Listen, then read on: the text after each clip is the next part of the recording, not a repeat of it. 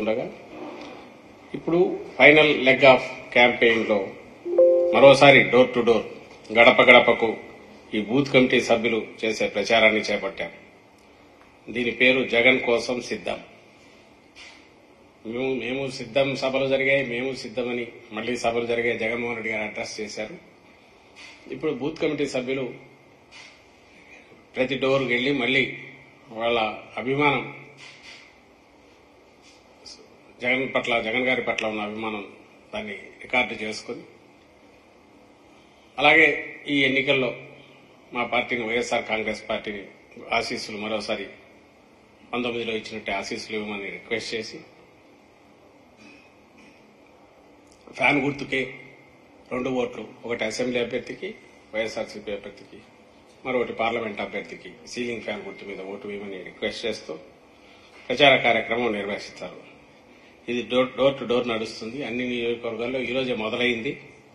So ఈ సందర్భంగా ఏం చేయబోతున్నామని చెప్పడం కోసం, మా కార్యకర్తలను మరింత చైతన్యపరచడం కోసం, అలాగే ఈ క్యాంపెయిన్ చేస్తున్నామని ప్రజలు కూడా తెలియాలి కాబట్టి మీడియా ద్వారా ఈరోజు దీన్ని ప్రజలకు తీసుకెళ్తున్నాం.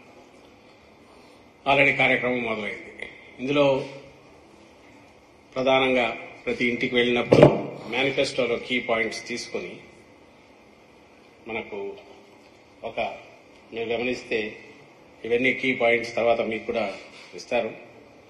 మేనిఫెస్టోలోని కీ పాయింట్స్ అన్ని అంటే ముఖ్యమైన అంశాలు ఏవి ఉన్నాయో, ఏవైతే 19-24 మధ్య పూర్తిగా అమలు చేశామో, ఏవైతే అవి కంటిన్యూ చేస్తామని డిక్లేర్ చేశారో జగన్మోహన్ రెడ్డి గారు, అందులో ముఖ్యమైన పాయింట్స్ ఏమున్నాయో అవన్నీ ఇక్కడ పొందుపరిచాం. సో దట్ ప్రతి కుటుంబంలో కూడా జగనన్న నుంచి మాకేమొస్తున్నాయని వాళ్లకు తెలుస్తుంది. దాంతోపాటు ఇంకోవైపు క్యాలెండర్ ఉంటుంది. ఈ క్యాలెండరు వాళ్ళ ఇంట్లో డైలీ పనికొస్తుంది. రెలవెంట్ పాయింట్స్ వాళ్ళకేమున్నాయనేది ఇక్కడ తెలుస్తుంది, వాళ్ళ ప్రయోజనాలు ఏం కలుస్తాయనేది.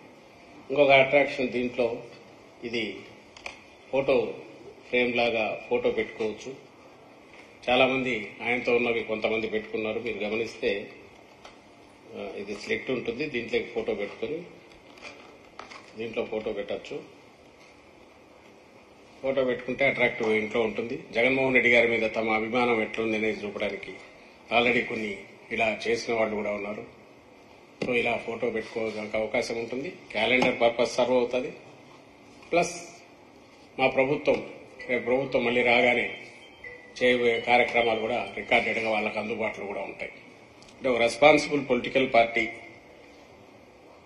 ఏదో ఊరికి మేనిఫెస్టో అంటే పెట్టేసి మళ్లీ గాల్లో అది కలిపేసి చంద్రబాబు నాయుడు గారు లాగా కాకుండా రికార్డెడ్ గా, మీరు గమనిస్తే 19లో మేము వచ్చిన తర్వాత కూడా ప్రతి కార్యాలయంలో జగన్మోహన్ రెడ్డి గారు మేనిఫెస్టో పెట్టించారు. సెక్రటేరియట్